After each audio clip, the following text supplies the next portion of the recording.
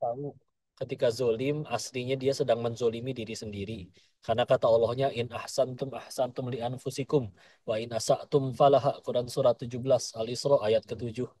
Kalau kita berbuat baik itu kebaikan untuk kita sendiri, begitu juga sebaliknya.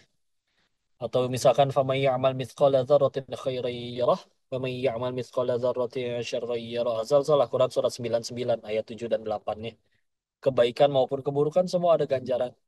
Nah, kalau saya lagi berbuat buruk itu pasti lagi ngejahatin diri sendiri. Maka bismillah, dia jadi nggak mau berbuat zalim. Dia nggak mau cari-cari keburukan orang lain. Dia nggak mau julid, nggak mau gibah. Karena dia tahu kata Allahnya, Quran surat ayat 12, wala tajassasu, jangan mencari-cari keburukan orang lain karena sama saja seperti memakan bangkai saudaranya sendiri. Dia yakin itu ganjarannya seburuk itu, akhirnya dia jadi nggak mau. Ya.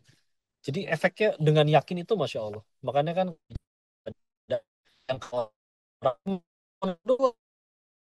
makanya orang kalau dia bukan orang mukmin itu pasti bisa buat salah. Tapi orang udah benar-benar mukmin, dia nggak akan bohong. Ketika dia benar-benar berkata, aku bersaksi tidak ada ilah satu-satunya zat yang layak disembah. Tuhan itu cuma satu Allah. Muhammad SAW adalah utusannya. Itu konsekuensinya akan dia mau rela bangun jam berapapun kalau emang waktunya sholat dia bangun. Gak cuman yang wajib, bahkan yang sunahnya pun dilakuin. Orang masih enak-enak tidur, dia tetap bangun ambil wudhu dingin-dingin. Hujan-hujan juga di luar lagi hujan, lagi dingin, angin kenceng, dia tetap bangun sholat. Belain apa? Orang bisa makan enak kapan aja, dia ntar 1 bulan harus puasa penuh sebulan penuh. Duit ada, makanan ada, tapi tetap dia nggak mau makan. Cuman karena Allah suruh begitu. Dia tetap mau motong hewan kurban. Padahal perintahnya udah mah adanya di surat terpendek. Udah gitu di ayat keduanya doang lagi. Fasholli li rabbika wanhar. Salah satu perintah untuk berkurban kan di ayat sependek itu. Tapi dia yakin ini kalau saya lakuin kebaikan buat saya. Allah udah nyuruh nggak mungkin buruk karena pasti ini jadi kebaikan buat saya. Dia tetap lakuin meskipun dia beli kambingnya sendiri. Capek-capek nabungnya di duit sekian lama buat beli kambingnya. Akhirnya kambingnya pun dipotong dibagiin ke orang. Apa yang tetap dilakuin? Itu Allah suruh soalnya. Itu sederhana. Dia tetap mau berangkat pergi ke tanah haji. Kita tahu biayanya nggak murah. Nabungnya ada yang bertahun-tahun. Ada yang bela-belain jual sawahnya. Nyampe sana pun udah mah cuacanya kayak begitu. Ditambah lagi perjalanannya pun harus jalan kaki sekian panjang. Sekian jauh, berapa kilometer pun dia tempuh. Ngapain bela-belain apa? Satu, yakin. Kalau orang udah yakin tuh bener-bener, udah nggak bulat aja. Dia bener-bener dilakuin semuanya. Ya, maka efeknya segitu luar biasanya ketika udah modal tadi, sudah yakin dengan apa yang dia ikrarkan. Ya, sehingga akhirnya dia yakin juga dengan janji Allah, dia ngadepin hidupnya juga loh. Saya kok udah berbuat baik, orang malah jahat. Ah, nggak mungkin lah. Allah malah jadi zolim ke saya. Orang di luar sana ada sekian banyak orang kok yang detik ini juga lagi maksiat. Dia aja tetap dapat rezeki. Rezekinya pasti dari Allah. Masa sekarang saya udah nurut sama Allah, Allah malah jadi pelit sama saya? Nggak mungkin. Nggak masuk di akal saya. Yakin ini pasti ada kebaikan. Bisa jadi cuman saya belum ngerti kebaikannya apa. Sebagaimana waktu kita kecil, kita juga pengennya permen, tapi giliran sakit gigi malah diambil permennya sama si mama. Kita ngambek bisa jadi waktu itu. Dasar orang tua pelit. Beli gelang emas aja bisa. Masa beli permen aja nggak dibeliin? Ngambek dia. Aku mau minggat dari PAUD gitu katanya. Ya, karena ngerasa nggak dibeliin. Tetangganya lewat, ibu kenapa nggak beliin anaknya permen? Ibu kan kaya. Ibu benci ya sama anaknya. Apa karena benci? Enggak, karena saya. Si anak tapi nggak ngerti. Baru ngertinya nanti pas dia udah jadi orang dewasa. Oh gini ya, jadi orang dewasa. Pengen kebaikan bagi si anak. Tapi si anak belum ngerti kalau makan permen kebanyakan sakit gigi. Tapi masa cara menyayanginya harus dikasih permen terus meskipun dia kesakitan? Nggak mungkin dong. Cara menyayangi kan bukan semuanya harus dikabul. Karena kalau kita manusia punya celah, punya salah. Bayangin kalau kita seumur hidup seluruh pengen kita dikabul. Jujur deh, kita bakal jadi orang yang jadi makin baik atau makin ngaco. 95% orang-orang yang bermasalah di pesantren, 95%-nya adalah orang-orang yang di rumahnya jadi sultan. Nggak pernah salah, nggak pernah disalahin. Kalau salah ART-nya yang dipecat, selalu dibenarkan, selalu minta apa, selalu dikabul. Ketika dia harus ketemu dunia nyata, kehidupan, gak bisa dia ketemu peraturan.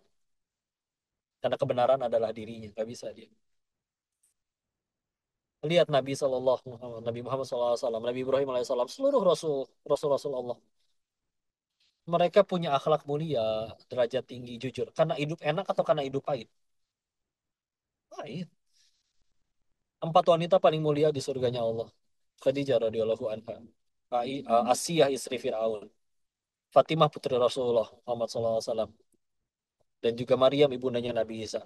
Mereka menjadi empat wanita paling mulia derajatnya di surganya Allah. Karena hidup enak, karena hidup pahit. Pahit. Tapi ngapain? Kok bela-belain? Bayangin jadi Asia ya. Soleha iya. Mantan ratu lagi. Masa iya dia nyerahin Firaun gak ada yang mau lagi sama dia cowok soleh? Masa iya nggak ada? Pasti kalau mau dibilang dicari pasti ada aja yang mau. Tapi bela-belain ngapain? Masih ngadepin Firaun. Beliau sadar sendiri soalnya bahwa ya Allah sabarku nggak ada yang sia-sia ini. Kalau gara-gara ini aku lebih terjamin surganya. Bismillah ya. Mau nggak? Nggak. Itu juga yang membuat Khadijah udah. Kamu mau seperti apapun, aku dukung dakwah. Tidak pernah meninggikan suaranya di hadapan suaminya. Dan suaminya jelas-jelas jauh lebih muda. Dan yang support dakwahnya istilahnya kan, mohon maaf ya bahasa sekarangnya, pakai uang istrinya gitu istilahnya. Tapi ketika akhirnya meninggal, bilang ke putrinya, wahai Fatimah, sampaikan kepada ayahmu boleh nggak? Kalau nanti ibu wafat, itu sorban ayahmu yang biasa nerima wahyu lagi pakai sorban itu, boleh nggak dijadiin kain kafannya ibu? Kata Sayyidah Fatimahnya juga, kenapa nggak bilang sendiri? Malu katanya. Takut selama ini kurang baktinya. Ya izin Bu ya, kalau kita ada di situ mungkin kita ngobrol, wahai bunda, apa yang kurang? Engkau dari wanita paling kaya sejazirah Arab sampai habis loh. Masa minta sehelai kain aja malu? Kurang apanya?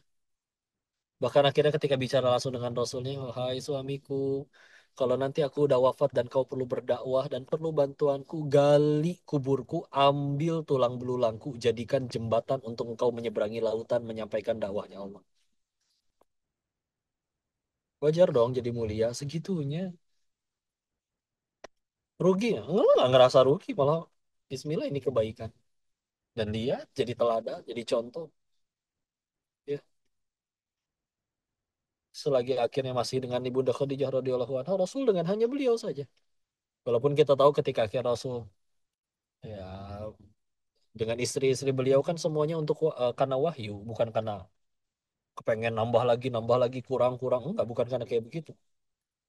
Ya, karena setiap karakter wanita di planet bumi ini diwakili dengan karakter istri-istri beliau. Jadi untuk jadi petunjuk. Ya, jadi Masya Allah, yuk mulai kapan kita mau terus ragu sama Allah ya. Kalau kita mau jujur ya, ini kan kalau suka survei sederhana. Apakah kita semua punya keinginan? Punya katanya. Pertanyaan kedua, apakah Allah juga punya keinginan? Punya. Allah ingin kita selamat, Allah ingin kita bahagia.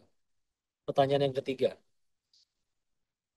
jujur dari detik ini sampai dari detik pertama kita lahir sampai detik sekarang, kita lebih banyak mengejar yang Allah suka atau yang kita suka? Yang kita suka. Pertanyaan keempat, seumur hidup udah lebih banyak ngejar yang kita suka, bahkan sebagian udah suka terkabul, udah banyak yang terkabul, kok masih sulit bahagia?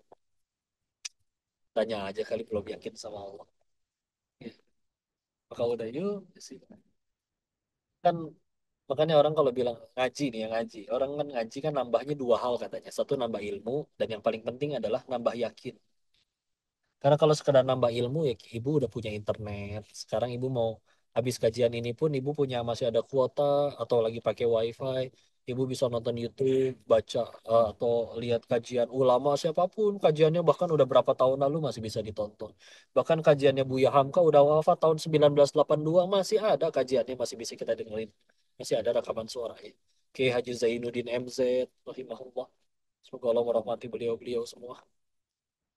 Gampang nambah ilmu sekarang. Tapi kan yang mahal nambah yakin. Karena aslinya orang kalau sekedar ilmu insya Allah udah pada tahu. Contoh, kira-kira seluruh maling di negeri kita ini para maling-maling negara, koruptor, Mereka tahu nggak sih kalau korupsi itu keburukan? Tahu. Nggak mungkin. Begitu ditangkap KPK ditanya, Bapak kenapa korupsi? Oh, nyolong duit negara tuh keburukan. Saya baru tahu. Nggak mungkin.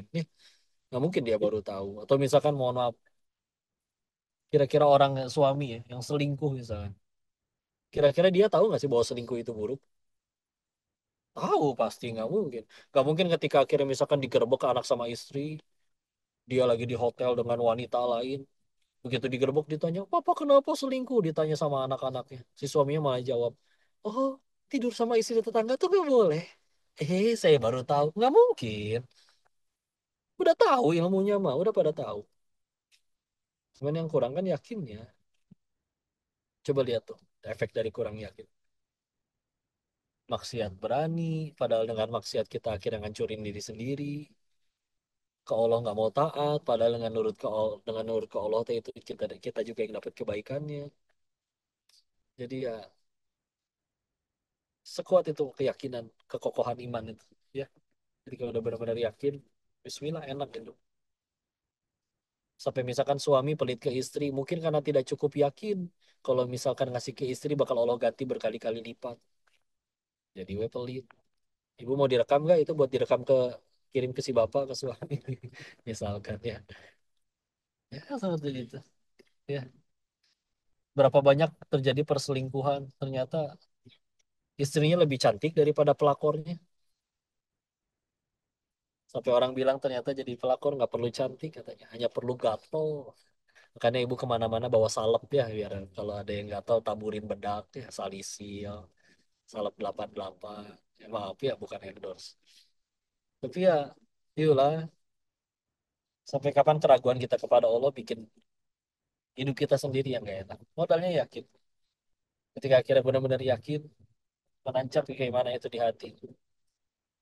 Kan enak ngejalanin kayak tadi masuk ke dalam ruangan yang kita tahu nggak akan ada apa-apa, mau orang ngomporin aku takutin juga kita nggak akan takut, tahu soalnya yakin. Dan petunjuknya sejelas itu memang perlu waktu ya untuk prosesnya, untuk naik tingkatan misalkan dari ainul yakin, dari ilmu yakin ke ainul yakin ke hakul yakin. Bisa ibarat gini lah, ilmu yakin tuh misalkan kita mengetahui suatu hal secara ilmunya gitu, misalkan kita ngelihat eh, ada orang bilang, udah pernah makan bakso di pengkolan situ belum, enak loh. Kita ke situ belum pernah, ngelihat belum pernah. Tapi yang ngomong masalahnya nggak pernah bohong nih, saya tahu dia orang jujur. Jadi ya udah percaya, oh bakso pangkalan enak. Itu yang mau yakin. Dan gitu, suatu ketika kita lewat ke pengkolan. Iya lu bener, rame banget. Berarti kayaknya enak ya kalau rame kayak begitu. Nyobain belum? Tapi orang udah ada yang bilang gitu, mata udah ngelihat sendiri rame. Naik jadi ainul yakin ya lah. Akhirnya suatu ketika kita berhenti, nyobain makan, udah nyicipin, nelen, ngunyah, enak. Oh udah, berhakul yakin banget. Itu besok-besoknya mau ribuan orang ngomporin, bakso di situ nggak enak kok. Orang kita udah nyobain sendiri kok langsung. Udah Bismillah. Ya, kan ya. Untuk nyampe ke tingkatan itu berproses ya. Ada yang pertama ragu dulu kepada Allah dengan pengalaman hidupnya. Makanya kadang yang lebih yakin kepada Allah, kadang yang udah sepuh-sepuh. Ya karena memang pengalaman hidup mengajari. Ternyata cuman ke Allah doang, gak pernah kecewa ya. Yang muda-muda salah, ya bisa jadi dengan gara-gara kesalahan itu Allah izinkan dia salah. Tapi gara-gara kesalahan itu dia belajar sesuatu yang benar-benar sesuatu yang benar-benar membuat mengubah dirinya jadi diri yang berbeda ya.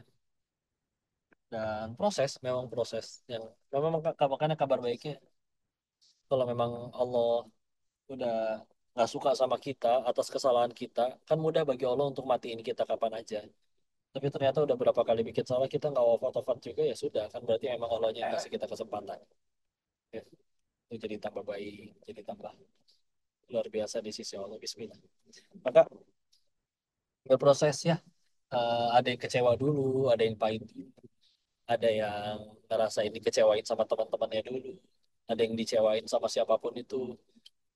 Untuk sampai ke tingkatan itu, proses memang perlu waktu. Ada juga yang memang bisa untuk eh, lebih cepat, nggak harus ngalamin jatuh dulu. Misal ngeliat ih orang kok pada main judi, kok pada kalah ya, pada hancur hidupnya. Ya udah, itu bisa membuat dia untuk ya udah berarti saya jangan main judi, udah selesai. Walaupun kadang ada orang yang emang harus belajar untuk jatuh dulu, kecemplung dulu, baru akhirnya benar-benar mau berhenti untuk tobat dan yang lainnya. Ya, tapi itu dia proses belajar. Dan sepanjang hidup perjalanan kita yang sudah Allah aturin skenario-nya, nggak ada yang kebetulan. Kan sebetulnya tujuannya satu itu untuk pembelajaran kita semua. Untuk pembelajaran di mana kita akhirnya sadar hakikat kehidupan ya. Oh ini kebaikan, oh ini kesalahan. Gitu kan. Hah? Ada isinya nggak? Nggak tahu. Kemarin dia ngisi 200 Ya, sebentar ya Bun. baru isi kemarin. Gitu. Lanjut aja Bang. Ya. Silah. Mungkin kalau sisain waktu untuk sambil diskusi, ada yang mau diobrolkan atau yang ditanyakan juga silakan boleh ya. Kita serahkan dulu kepada Ustadz, moderator, untuk masuk ke sesi diskusi tanya jawab ya. Lumayan penyampaian setengah jam, penyampaian setengah jamnya lagi mungkin kita bisa obrol-obrol tanya jawab. Ya, silakan kembalikan dulu Ustadz. Ustaz Denis mungkin ada apa untuk penutupan, Ustaz Denis bisa diberikan kepada kita semua mungkin. Ini kalau misalnya emang ada yang ditanya, mungkin saya kasih kesempatan tiga, mumpung sambil lagi di jalan. Nanti paling yang lebih yang nggak mudah-mudahan bisa di kesempatan lain atau dibuatkan video atau gimana. Tapi ini silakan kalau ada yang tiga mau ditanyakan tiga dulu silakan saja. Silakan balik biasakan Kak Eka. Oke, Bismillahirrahmanirrahim. Ustaz, saya mau tanya. Eh, Assalamualaikum Ustaz, dari Bone, Sulawesi Selatan. Assalamualaikum Ustaz. Mau bertanya bagaimana cara mengetahui bahwa itu adalah tanda dan petunjuk dari Allah? Apa tanda-tandanya Ustaz? Terima kasih. Ya baik, Bismillah. Masih kedengaran jelas suaranya? Masih, masih Ustaz, masih. Ya. Bagaimana cara mengetahui kalau itu benar-benar adalah petunjuk benar-benar dari Allah? Yang pertama satu, kalau memang benar-benar petunjuk dari Allah, pasti tidak bertentangan dengan syariat. Ya. Jadi makanya kalau misalnya kayak ya kadang ada orang percayanya mohon maaf ya ada yang kedukun atau dengan misalkan sekedar mimpi atau misalkan sekedar kata orang meskipun orang itu yang misalkan dia ngakunya sakti beneran bisa terbang beneran bisa jalan di air tapi kalau ternyata orang yang misalkan ya sholat enggak ya menjalanin syariat enggak perintahnya yang disampaikan meskipun indah disampaikannya tapi bertentangan dengan syariat maka ya jelas itu tidak bisa ya nah ini kita perlu bab ilmu untuk di situ untuk supaya eh, apa? Karena nanti kita tahu ya, di akhir zaman itu ada fitnah Dajjal, yang Dajjal itu nyuruh hujan-hujan betulan hujan, orang meninggal bisa dia hidupin, walaupun itu bukan orangnya yang meninggal hidup, tapi jin yang dia, anak buahnya yang menyerupai dirinya.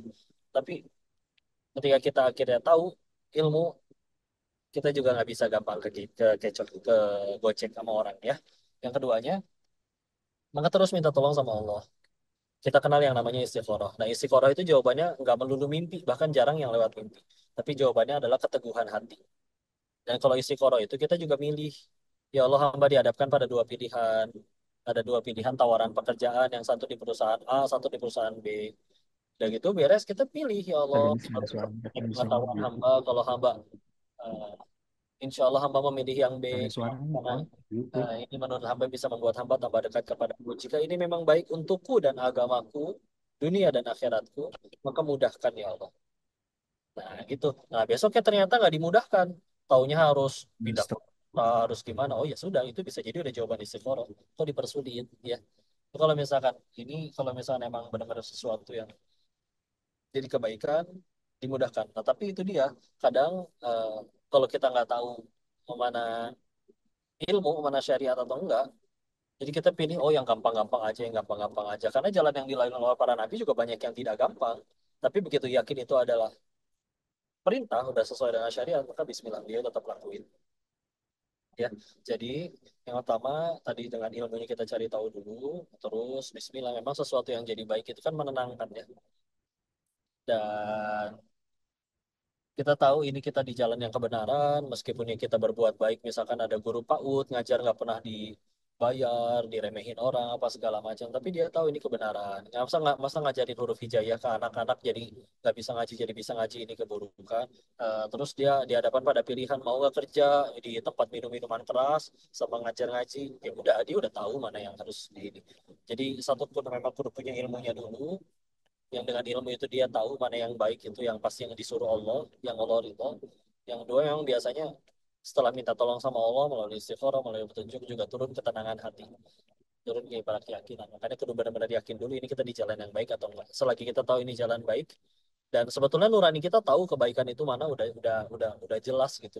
Kayak emang anak manusia kan lebih mudah berbuat baik. Kayak anak kecil benjol sama temennya 5 menit kemudian udah main lagi. Gak ada dendam, gak ada gengsi, yang berantem bisa jadi emaknya. Ya, nah, karena ketika akhirnya dia udah benar-benar yakin dengan kebaikan, nah, main sama temennya, mainan yang dia suka, temennya itu, dan benjolnya udah nggak sakit, dia nggak perlu gengsi-gengsian harga diri atau apa segala macam. Yang dia tahu udah dia lebih mudah memaafkan, itu baik, dia kejar mana yang dia suka selagi itu kebaikan, udah bismillah insya Allah lebih enak. Ya, mungkin itu yang bisa dijawab. Wallahu a'lam bishawab. Ustaz, ini pertanyaan kedua, Ustaz. Ya, silakan. Eh, Ustaz, Ustaz Denis, alhamdulillah sudah dapat calon momongan. Doanya apa Ustaz supaya cepat dapat omongan anak? Saya sudah 3 tahun menikah, belum dapat momongan. Mohon doanya Ustaz. Terima kasih. Nah, isi dijawab ya. Ini memang pertanyaan favorit orang Indonesia, yaitu ditanya apa doanya, apa amalannya. Izin saya jawab dengan yang saya ketahui ya. Ternyata begitu saya bicara begitu mencari terkait orang-orang yang pejuang garis dua yang akhirnya berhasil hamil, faktanya ternyata amalannya beda-beda.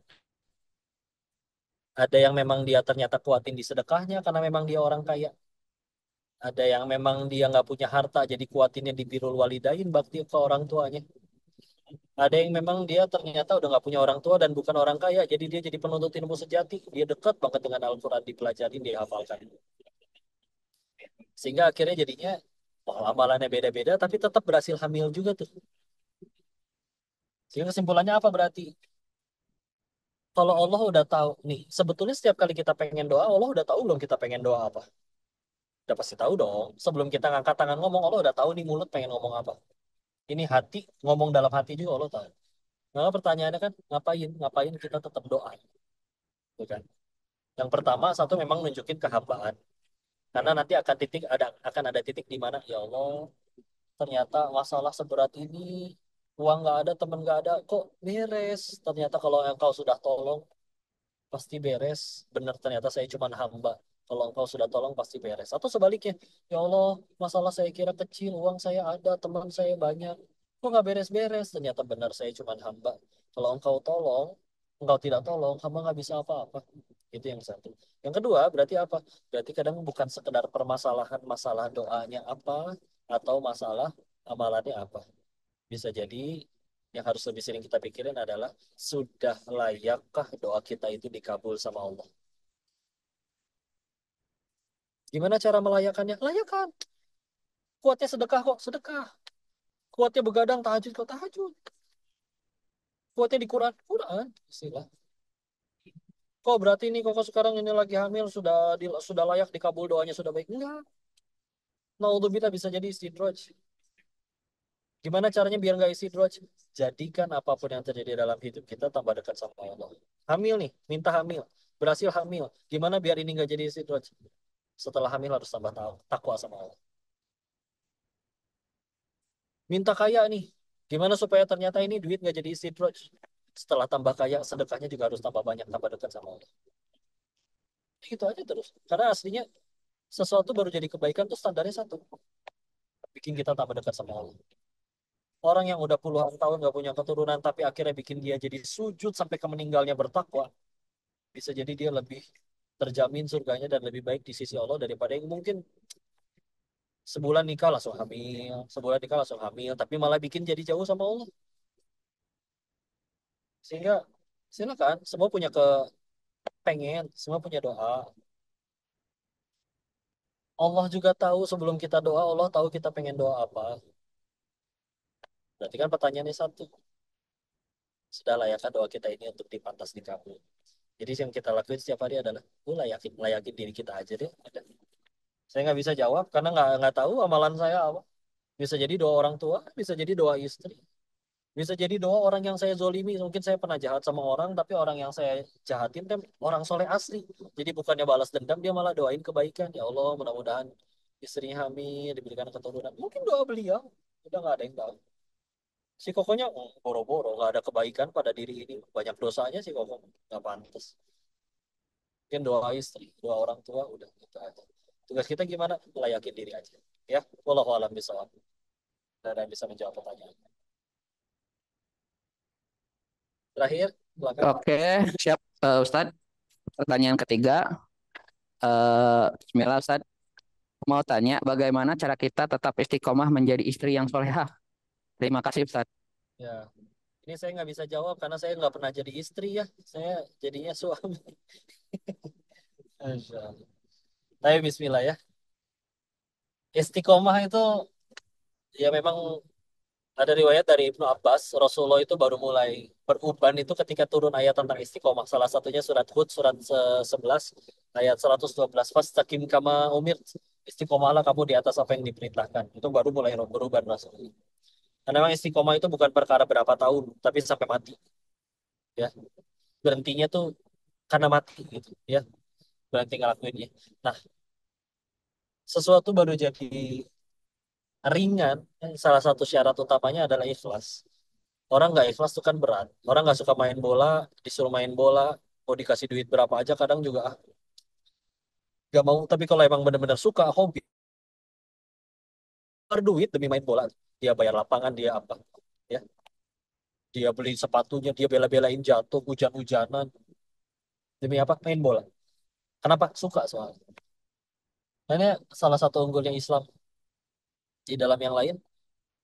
Standar berbuat sesuatunya itu murni lillahi ta'ala itu karena Allah. Karena kalau kita baik ketika orang baik, orang nggak baik lagi berarti kita nggak jadi baik lagi dong. Nah, kalau dalam Islam kan nggak, kenapa kamu baik? Allah suka, udah selesai. Maka sama nih kalau pengen jadi suami yang baik misalkan, atau istri yang baik. Akan sulit kalau misalkan baru jadi baiknya ketika nunggu pasangan baik. Oh itu berat banget. Karena kita nggak nikah dengan manusia yang sempurna. Pasti punya kekurangan. Tapi kalau kita berbuat baiknya itu murni karena Allah suka. Udah, gitu. Mau kamu ngapain kayak kamu jahat, sakit hati mungkin wajar, sedih apa segala. Tapi kan dari awal udah tahu ya Allah, aku ngelakuin ini untuk Allah. Jangankan kamu cinta, satu dunia cinta kepadaku Allah benci juga saya yang repot. Saya udah ngelakuin ini semua tapi ternyata kamu malah tidak membalas cinta itu atau malah mengkhianati rumah tangga ini apapun segala macam. Ya udahlah, ngelakuinnya bukan buat kamu kok, untuk Allah. Bismillah.